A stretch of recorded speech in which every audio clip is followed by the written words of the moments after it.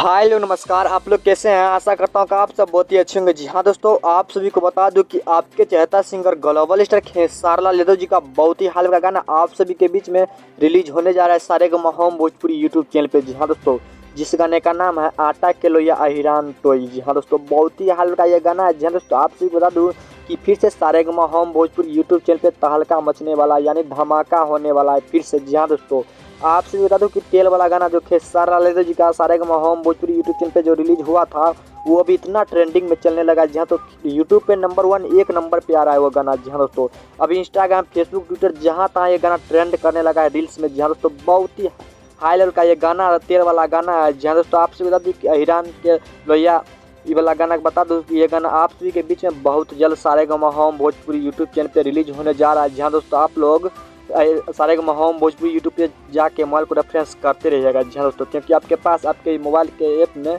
कभी भी आ जाएगा। जी हाँ दोस्तों, आप सभी बता दें कि इस सॉन्ग को गाए हैं आपके चहेता singer global star Khesari Lal Yadav ji. जी हाँ दोस्तों, आप सभी Saregama home Bhojpuri YouTube channel पर जाके मोबाइल को रेफरेंस करते रहिएगा। जी हाँ दोस्तों, क्योंकि आपके पास कभी भी आ जाएगा ये गाना।